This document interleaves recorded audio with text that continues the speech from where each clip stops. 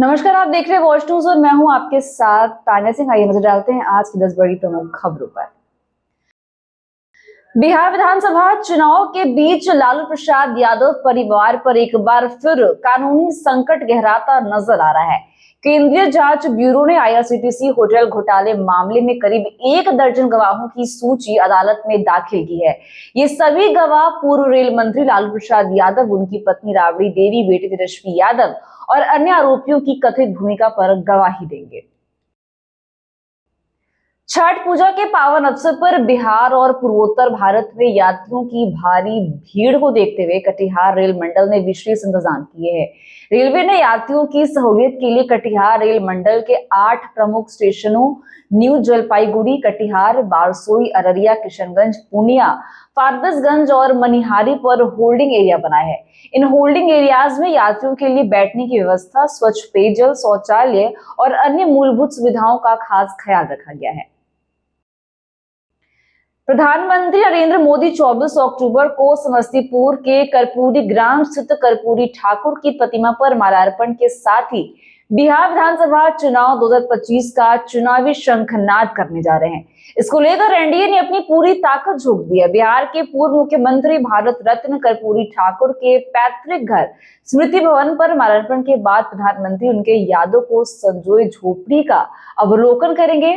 फिर समस्तीपुर के दूधपुरा स्थित जेल ग्राउंड के आयोजित एनडीए की एक भव्य चुनावी सभा को संबोधित भी करेंगे।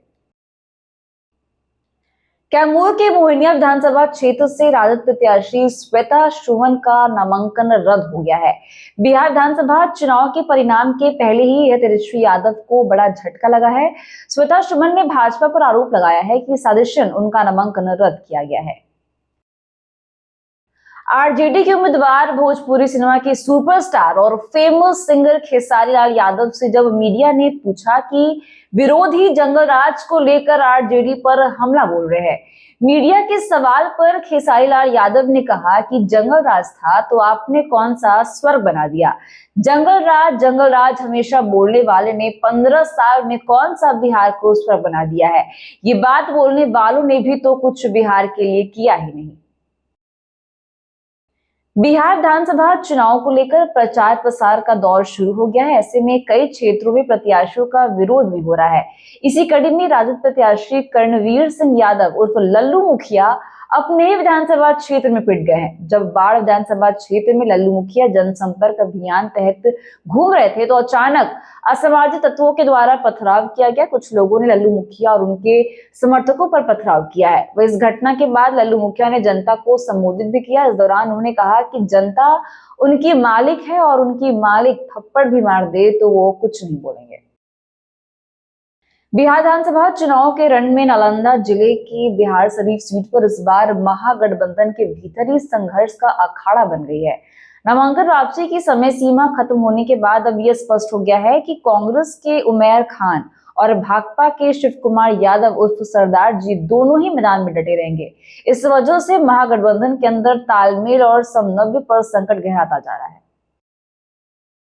विधानसभा चुनाव के दौरान महुआ सीट पर तेजप्रताप यादव ने जोरदार एंट्री की है। जनशक्ति जनता दल के राष्ट्रीय अध्यक्ष ने मंगलवार को चुनाव प्रचार के लिए पटना से महुआ जाते समय पत्रकारों से बातचीत में महागठबंधन से अलग होने का ऐलान किया और कहा कि उनकी पार्टी अपने उम्मीदवारों के माध्यम से चुनाव लड़ रही है। दिल्ली सरकार ने छठ पूजा को लेकर एक ऐतिहासिक और बड़ा फैसला लिया है। इस बार राजधानी में पहली बार छठ पर्व के लिए 1.5 दिन की सरकारी छुट्टी घोषित की गई है। मुख्यमंत्री रेखा गुप्ता ने ऐलान किया है कि 27 अक्टूबर को दोपहर 2 बजे से सभी सरकारी दफ्तर बंद कर दिए जाएंगे और 28 अक्टूबर को पूरे दिन की छुट्टी रहेगी। मुंबई से नेवार्क जा रही एयर इंडिया की फ्लाइट में टेक ऑफ के बाद अचानक गड़बड़ी आने पर पायलट ने सूझबूझ का परिचय देते हुए विमान को मुंबई एयरपोर्ट पर इमरजेंसी लैंडिंग कराई। इस दौरान यात्रियों के बीच अफरा-तफरी का माहौल हो गया। बता दें कि इमरजेंसी लैंडिंग के बाद बड़ी घटना होने से बच गई है।